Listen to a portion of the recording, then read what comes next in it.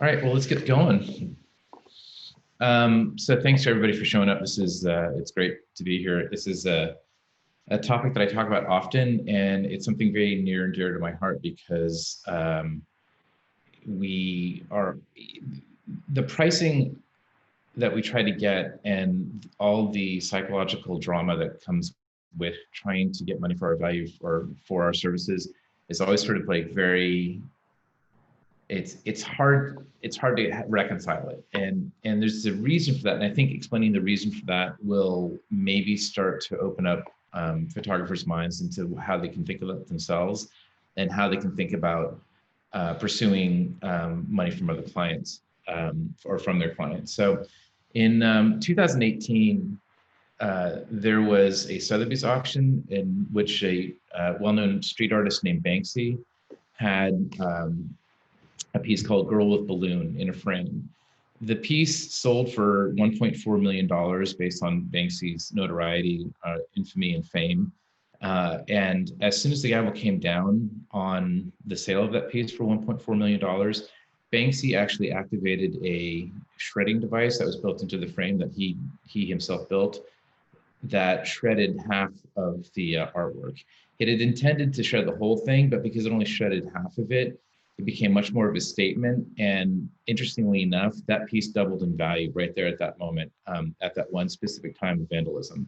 So the reason I bring that up is because it's almost impossible to put a value on art and the things that we create. And there's also a myriad of things that go into how we price ourselves as photographers.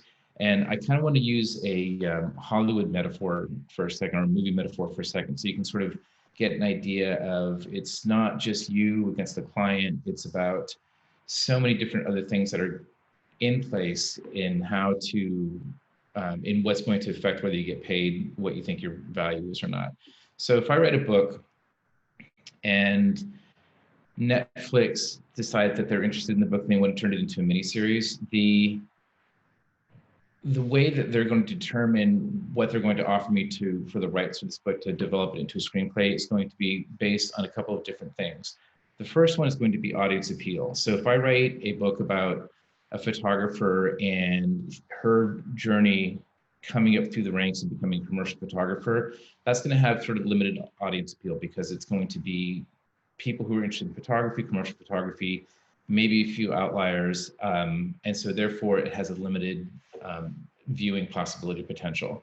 If I write a story about a photojournalist who uncovers a secret society that that is manipulating international currency, and the reason she's part of that or knows about the society is because her lover or her significant other is a member of the society, that's going to have a much wider audience appeal because the photography takes a back seat and becomes sort of a plot point to what the whole story is all about. So another value proposition that Netflix may be looking at for me is if I have social media followers. So if I have, say, 1 million social media followers, and they're all legitimate, they're not fake, there's a lot of people who will look at what I'm bringing to the table in terms of those people. So Netflix is not going to be only interested in those followers, they're also going to be interested in if those followers are already Netflix subscribers. So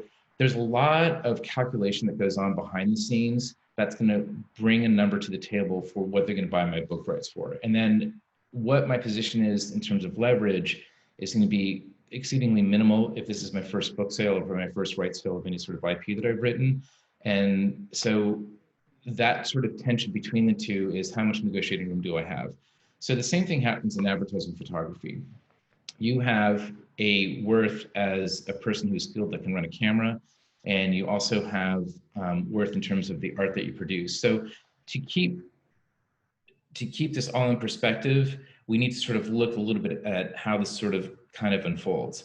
The most important thing to grasp as a photographer is that you are a commodity in a big giant machine. So the bid that you make is going to be a line item. So you may have like 100-line item bid that you're bidding on a job for, that bid is one line item on the budget for the advertising agency for the advertising campaign that they have then pitched to their client and the client has approved. Okay, so you're essentially this one line item in this big, massive sort of negotiation that's happening with the client and all the money that's getting spent to make the advertising campaign.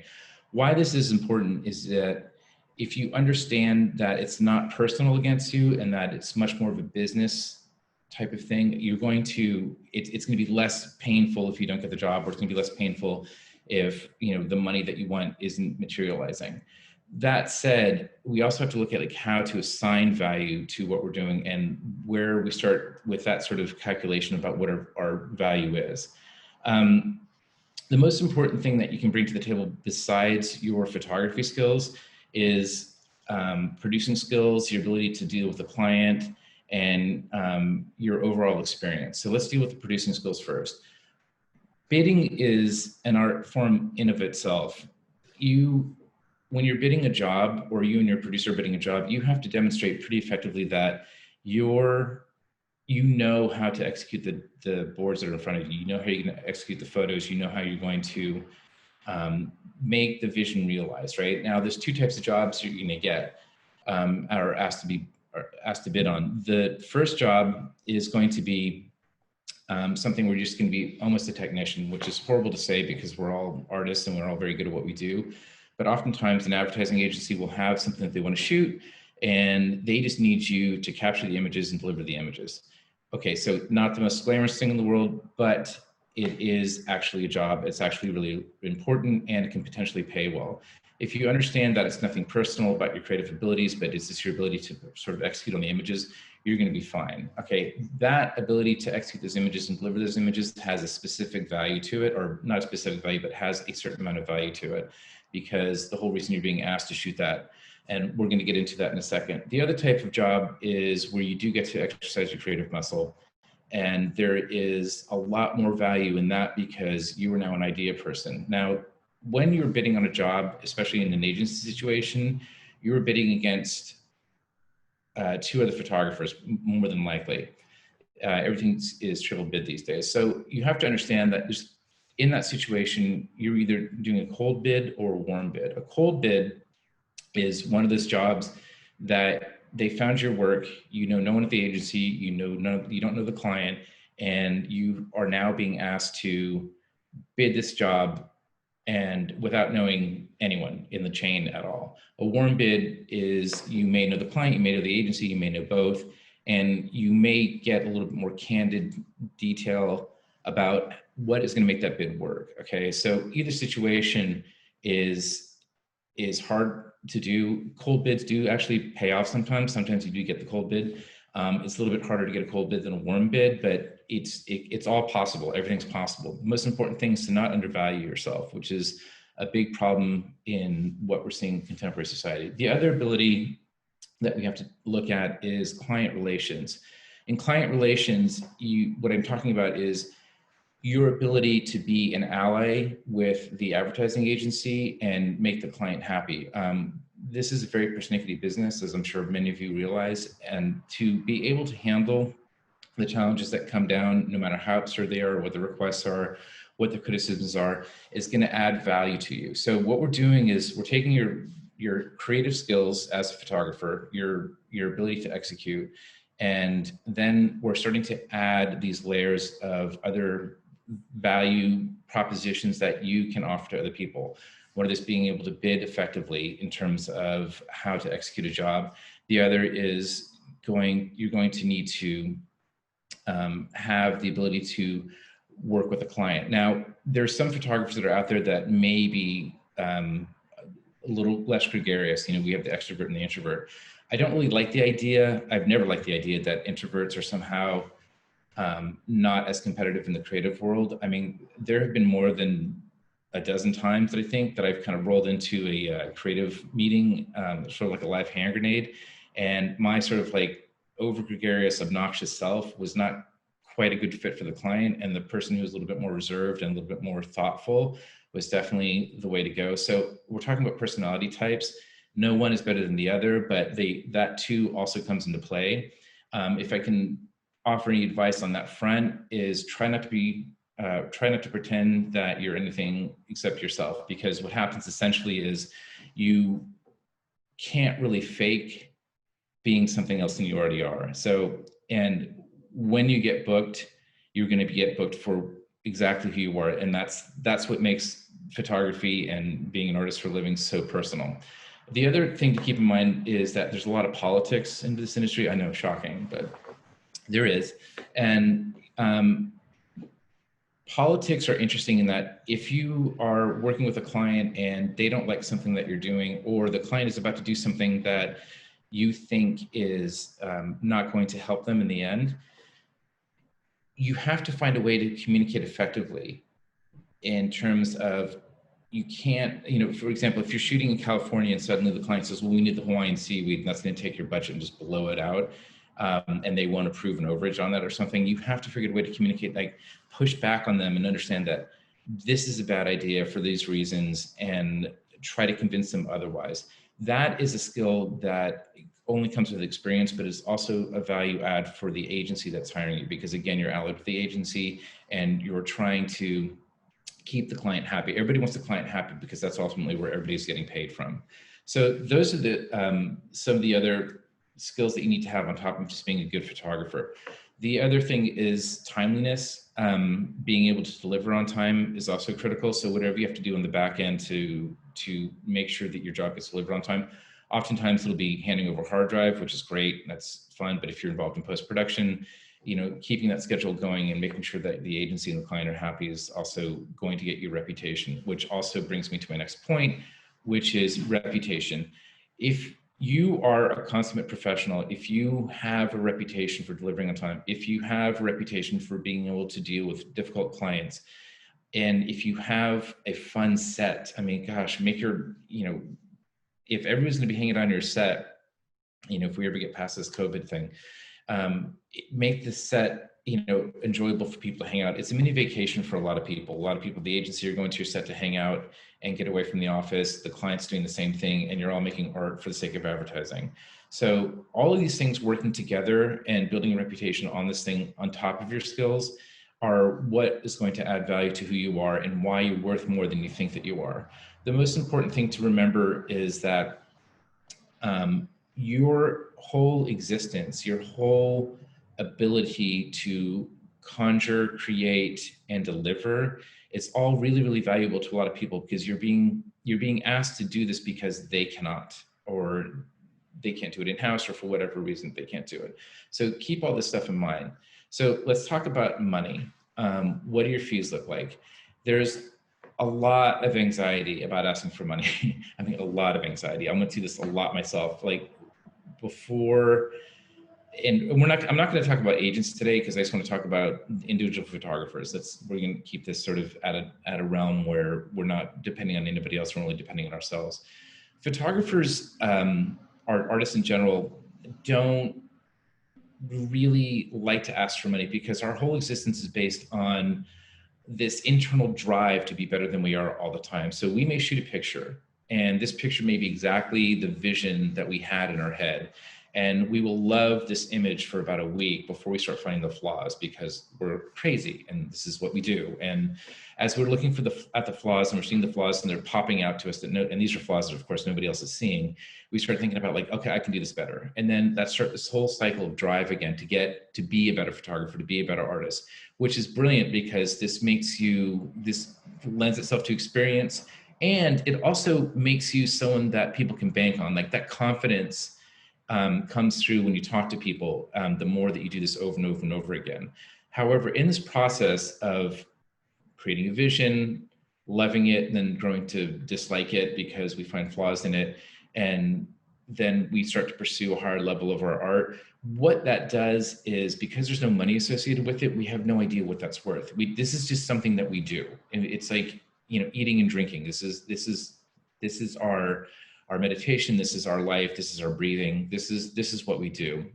So it gets kind of weird when you start having to say, I'm in a marketplace, I need to get paid for this stuff. And somebody says, especially when you're first starting out, it's like, I will pay you $500 to shoot that picture. And you're like, $500, amazing. The first box cover I ever shot was for a yoga tape that was sold worldwide. And somebody said, if you take a picture of this model in front of a pool, I'll pay you $750 for it. And it was amazing because I thought $750 was a ton of dough. I didn't realize I had given away all these rights to worldwide exposure. It was just nuts. So, but I was so happy to be paid for something that I already inherently do that I thought I was gaming the system. And this is where it gets kind of weird, because it's kind of like, I didn't know that I was worth more than that. So let's talk about money. If you are a photographer and you've been shooting for, say, 7 years, 5 to 7 years, and you've done a bunch of work for yourself, you've done some work for some other people, you need to start thinking about, what is the minimum that I'm willing to make? Okay, so you have a market value in your own head. What is the floor? What is the least amount of money that I will take for shooting a job? Because you now have to get to a point where you understand that you're willing to walk away from a job if it's not the right money. And there's two reasons for this. Oftentimes in your career, somebody will come up to you and say, look, if you do this for this cheap amount of money, or if you do this inexpensively for me, I will then keep you in mind for other jobs that pay more money. Okay, that never pans out, ever. It never once pans out. And unfortunately, what happens is you become known as the person who will work for cheap. And then the only jobs that will come your way are the ones where the budget's limited, and it's like, call Lou, he'll shoot it for cheap, and let's just get this thing done. And everyone will love you for it because you're making them look good to their managers and bosses. So if somebody comes to you and is offering you money that's way below your floor, or the least amount you're willing to accept, walk away. Just don't do it. There's other things that you could do with your time. You don't need the drama. Also, paradoxically, the jobs that pay the most money have the least drama. Not always, not across the board, but they typically do. The jobs that have the most money have the least drama, and the jobs that have the least money have the most drama. And nobody knows why, but it's an odd paradox. I don't know why. So it's something to keep in mind.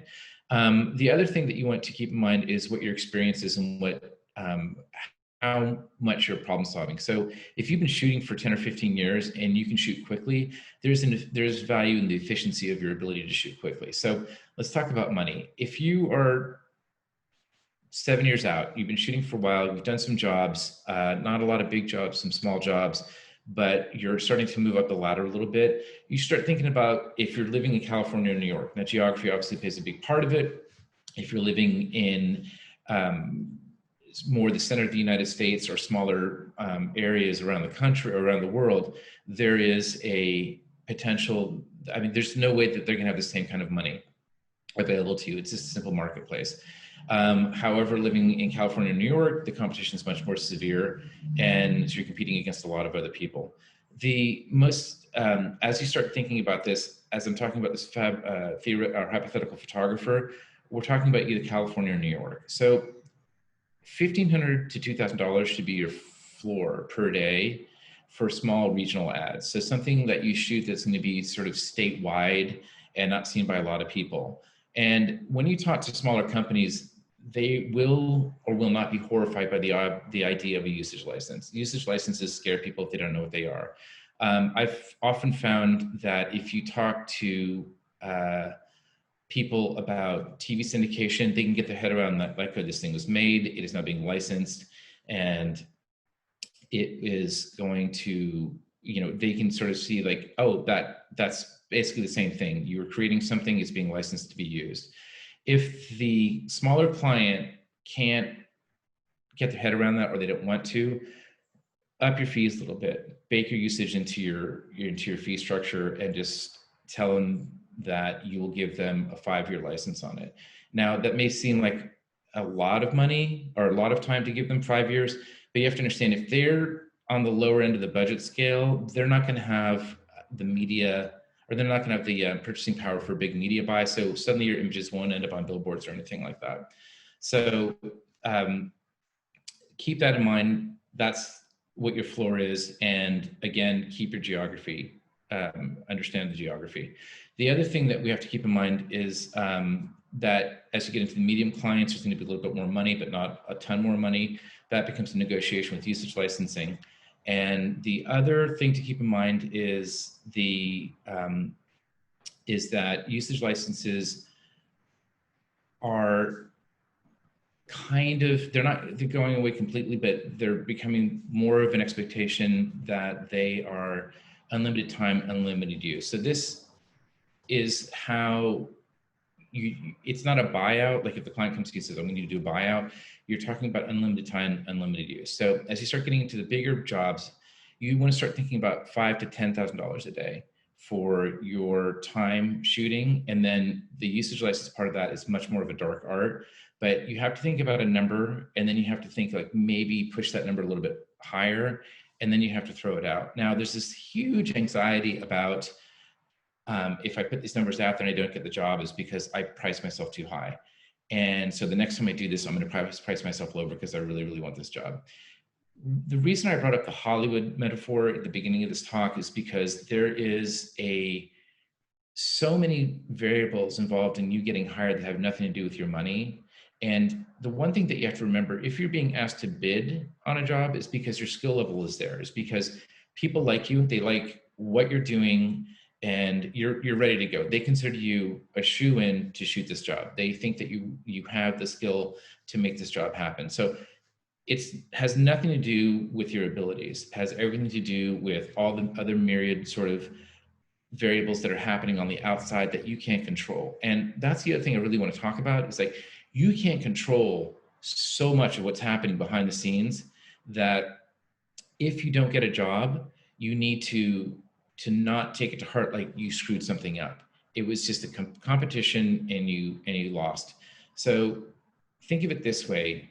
In Hollywood, when you have a casting call and hundreds of people are going for the same part and only one of them gets it, it's just that process. You keep trying until you hit. Once you hit and you execute on a good advertising job, then you're sort of in this circle and you become more known, and then you start getting more jobs. So, but now let's talk more about the money. So $5,000 to $10,000, it seems like a really, really high number, but that's sort of, we're in the realm of advertising. So if you do a pharmaceutical company and you're shooting for 2 days and you're on the lower side of experience, like you're sort of maybe 7 years out, $5,000 a day isn't bad. Maybe another $5,000 in usage, maybe $10,000 in usage. Try 10, see what happens. It's not, no one's going to look at these numbers if they're in the realm of reality and say, you screwed this up, go away, never talk to me again. They're going to say like, well, we can't work with this number. What can you do for us? The most important thing to remember is usage is the negotiation part. Your fees are your fees. The other part that you have to remember is if you can pull money out of the budget and make the budget more lean, that's also a way to do. So you might want to pad a little bit in your first presentation and then sort of pull things out to see how that works.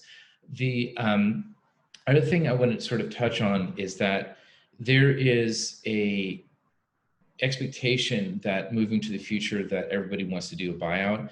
Maintaining the copyright is, again, this is perception. It's may or may not make you money in the future, but it's your work and it has to be understood to be your work. So if you're going to give unlimited time, unlimited use, then that's how you phrase the whole conversation about buyout.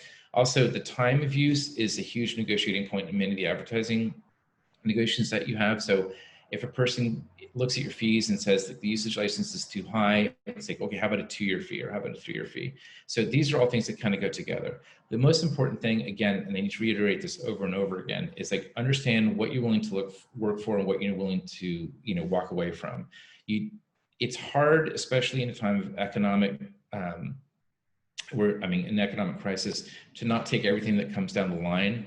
And there's always this mantra that you have to hold the line, and we're all trying to not underbid everybody. But unfortunately, there are people out there that are bad actors that will underbid you, but you have to find that zone where you can sort of maintain a living. And that may be sort of like smaller clients and bigger, and then like the occasional bigger client. I don't know. It's hard. There's no one universal answer for all this, but the idea of what you're worth is a critical part to all of this stuff.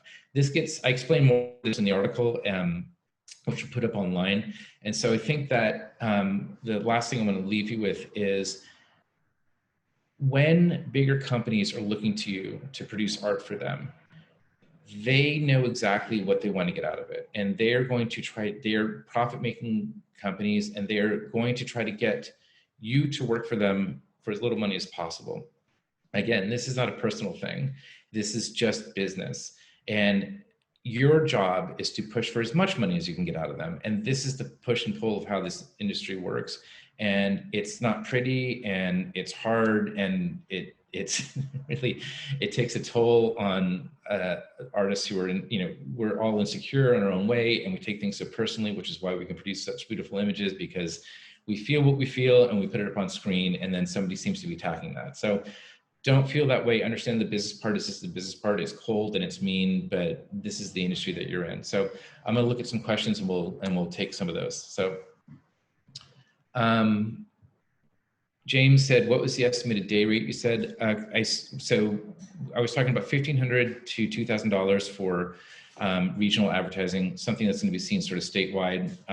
Most small clients want to understand what a usage license is. So you want to sort of either try to explain it to them, or say that this comes with the usage of 5 years, or don't mention that at all and bake your usage fees into your overall shooting fees. Rob asked, what happens if you're in the market? The majority of the photographers don't abide by a pricing system. So, and he's talking about underbidding, and I feel you very much. There are a lot of photographers that are doing a lot of underbidding, and it just means you're gonna have to walk away from a lot of stuff, and it really sucks, and I feel for you, and I get that. One thing I will say, in the current economic climate that we're seeing, I think a lot of those people who are underbidding are going to fall away, because they've put themselves in a situation that is untenable, and perhaps this will shake out, and then the better photographers will, the ones that care about this industry as a whole and care about their own value will prevail through all this stuff. I will say that, to Rob's question, if you are talking to clients and you're getting underbid, you have to kind of upsell what you're offering that the other client can, and that could be experience, it could be delivery, it could be a lot of stuff. Be creative. Think about what you're bringing to the table that's beyond the underbidder. People who are underbidding aren't typically as experienced, and they probably don't know how to deliver well, or how to come up with ideas, or how to solve problems. There's a lot. See what you can bring to see if you can sell to the client. Talk to the client, say, like, you're working with me, I really care about your project. Research the companies that you're talking to. Find out what they're all about. If you bring a little bit of knowledge about the company that you're speaking to, or somebody who's underbidding you may not, they may be more attracted to you, because it's kind of like, well, this person understands who we are. So things like that are really important. One more question from Rob. Great question, actually. When do you ask a client what their budget is? Ask their client, first thing out of your mouth, agency to bookstore down the street. What's your budget? The bookstore will say, well, gosh, I've got this kind of much money, and what can you do with that? And then that's on you to make that happen. An agency will almost never tell you what their budget is, but sometimes they do. You kind of have to have, the question's always appropriate, and the question's always appropriate first thing out of your mouth. Norm says, does usage fee assume that initial usage is included and usage fees are applied for subsequent periods? The usage fee, sorry, lots of questions coming in. Okay, so the usage fee is for the initial usage, for the initial 2-year time period. If you're talking about, so there's not a lot of re-upping of usage fees.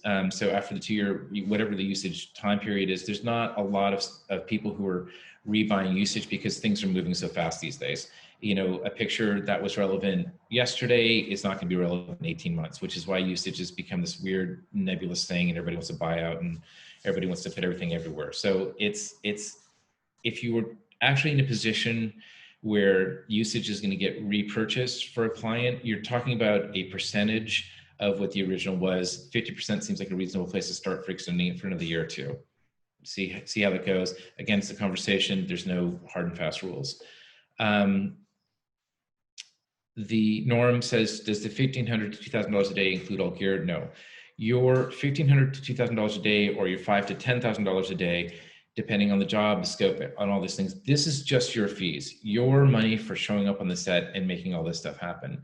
You are worth a lot of money for your skill and ability to understand how a camera works, how it goes through the computer, and all the rest of it that becomes part of the process to get at the client.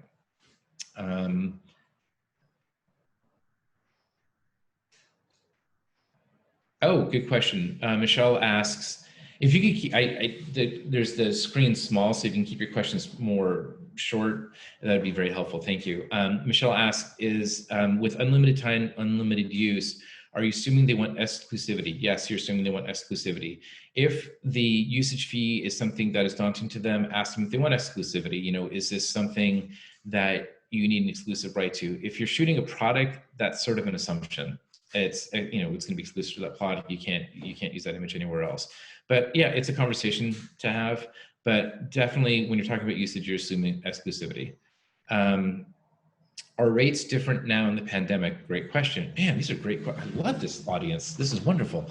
So what's happened in the pandemic is because the production value has really been, productions have been sort of limited to shooting in place or shooting in studio. Budgets are decreasing because there's less travel, there's less location, there's less crew involved.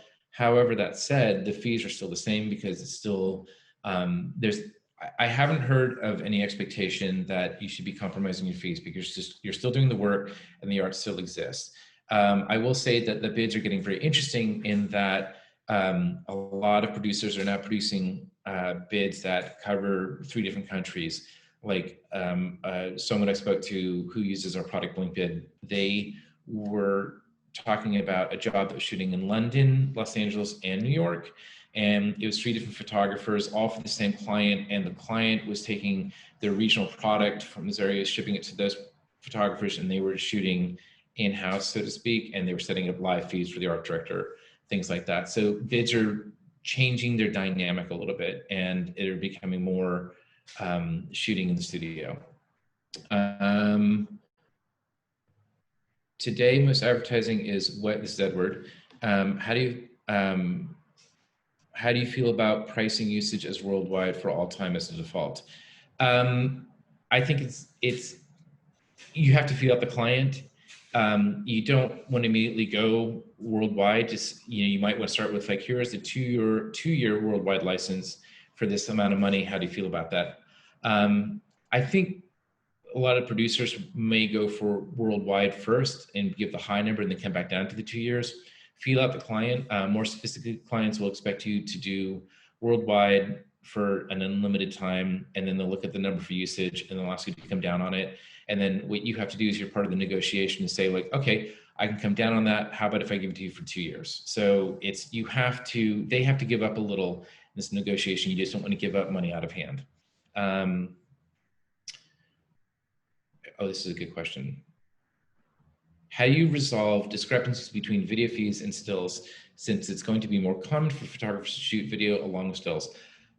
Again, amazing question. Clients that are sophisticated understand that video alongside still shoots is a whole separate crew. I mean, it's a whole separate production, okay? People who don't understand that have to be brought into the forum, that you have to educate them. Okay, if you're shooting still, you're going to have somebody else shoot video. You may pick up the camera, but it's difficult to do both at the same time. I know some people who do really well at it. I know director DPs who are really, really good. I can't, I just don't have that multitasking capability. But when you are talking to a client about video and still at the same time, it's a video shoot and it's a still shoot, and they happen to be happening at the same time, okay? Clients that are saying, well, we'll all be there and we can just do crossover with the crew and everything else like that. What you need to explain is like, that is a recipe for disaster where nothing gets done well. So if I have a still crew and then I have a couple of people running video and then I take some people from the still crew and put them on the video crew, what you're doing is you're diminishing the possibility of getting good quality still work and diminishing the possibility of getting video work. So now you have this like mediocrity happening, or this like sort of like blase stuff. So explain to them it's two different crews, two different productions happening at the same time on the same set. Really critical to point that out. That's one of those things where if they didn't want to go with that, I might think about walking away from the job, because the most important thing that you can do is make sure your quality level is high. Is there a specific calculation for image usage the second and third year? There is not. This is again one of those things where you have to understand that this is a conversation and it's a negotiation, and there's no formula. That's again why I was talking about the Banksy example at the beginning of the talk, where suddenly this piece of art, which is worth $1.4 million, got vandalized and was half destroyed, was suddenly worth double that. And why? It doesn't matter. The interesting thing is that the art was meant to be completely destroyed, and the shredder inside the frame malfunctioned. And I often wonder if the painting was utterly destroyed, would it have still become worth double in value? It's you know, again, we're talking this like weird nebulous space of perception. Is it worth to underbid when you're starting, or is it just hurt your career as a whole? Good question. It hurts your career as a whole. Don't underbid. You have to establish yourself as somebody who is worth the money that you think that you're worth, and then have a discussion about negotiation. But to go in low is, you will be known as the person who goes in low. Don't do that. If you had to explain usage in plain English to someone who's never heard of it, what would you compare it to? Most people understand how TV rights work. The reason I use a lot of Hollywood metaphors is because Hollywood is reported a lot, and everybody in the world hears about the deals that happen in Hollywood in the news. It's part of the regular mainstream news scene.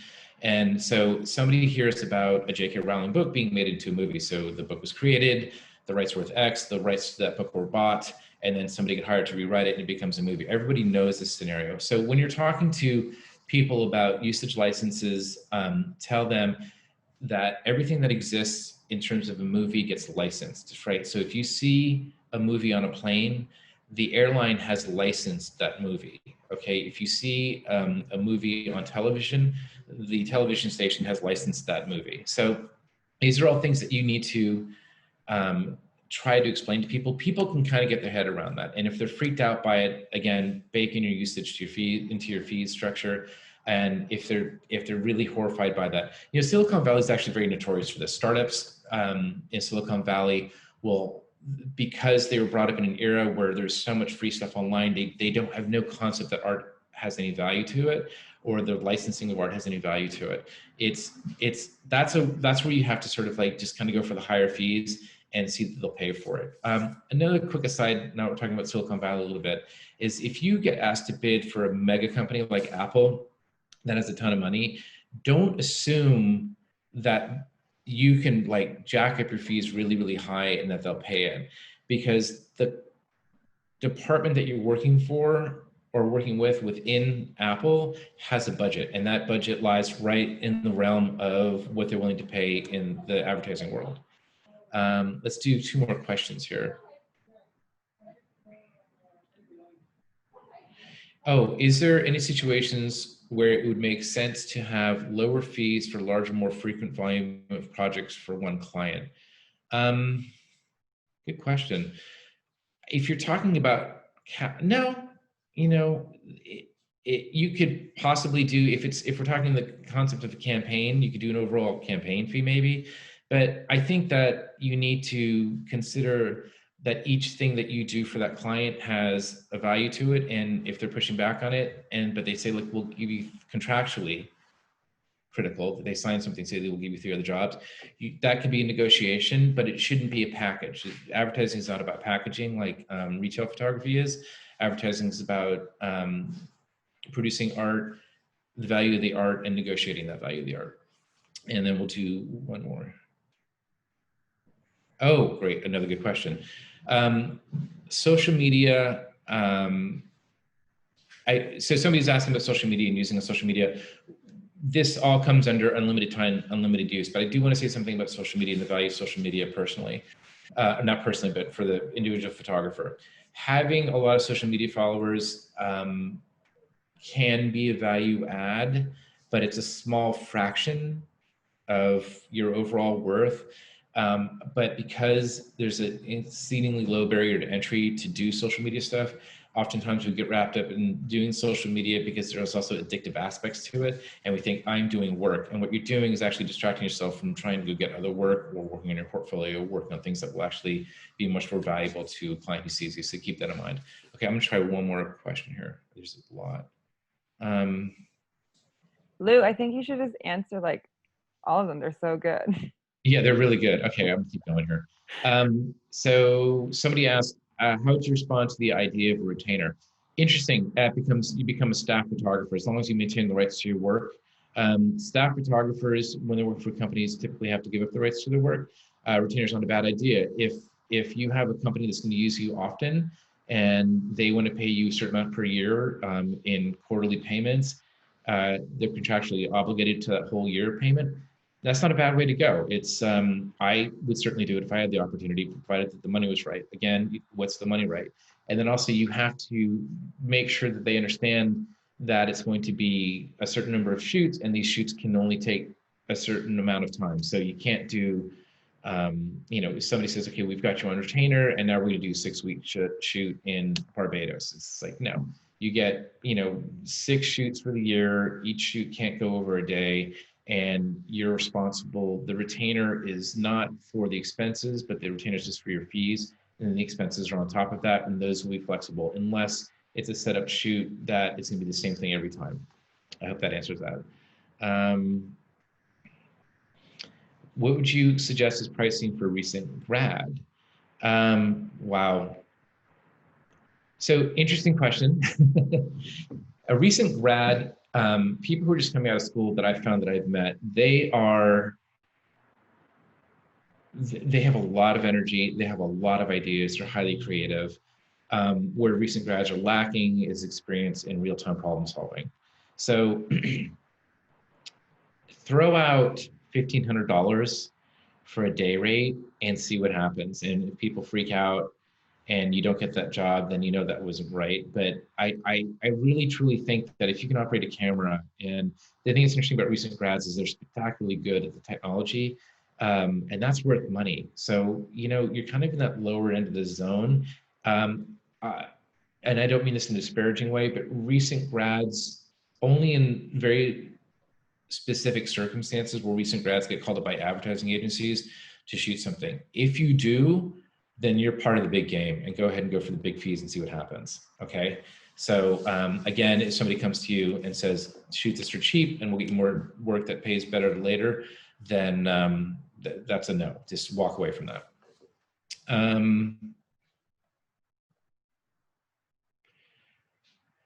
Okay, so somebody's asking about rates for smaller clients. That $2,000 a day thing is sort of for the smaller clients. I think she's talking about like smaller clients, like headshot type things for law firms or restaurants or things like that. Tell them what you would usually charge, find out if that's in the realm of what they can afford, and then decide if you want to take the job, because then they will come back and say, well, we can only afford this. Then it's really on you onto whether you want to get involved with it. Okay.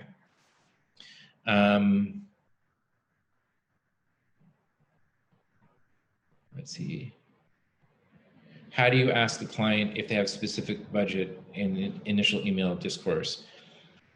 Dear client, do you have a budget that you're working within? Can you tell me the budget that you're working within? If they say no, then off you go. Smaller clients or medium clients will probably say, yeah, we can work with this, or we're thinking about this. What do you think about this? Advertising agencies notoriously like to keep that secret.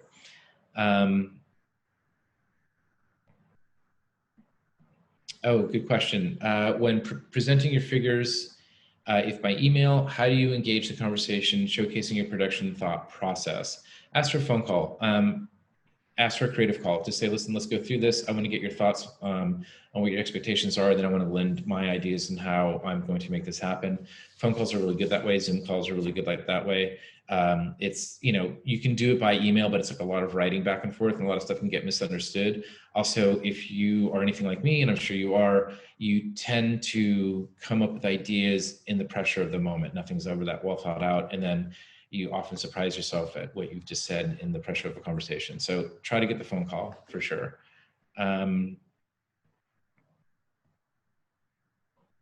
What's your advice for the more technician side of photography, such as e-com or color accurate on white? You're still doing the work. Color accuracy is, it's a very technical space to be in. So it's kind of like,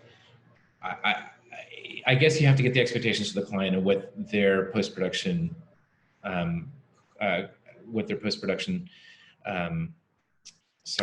processes are. So that's a tough thing, but it's, being able to answer or being able to execute on highly technical stuff is still a talent. So keep that in mind. And I think that's about it. I just want to thank you all. Appreciate you all being here. I hope I answered some questions. A little bit of a rocky start, but I think I found a flow, so I'm happy with it. And then the article reads really, really well. We'll have that up soon. Thank you all very much.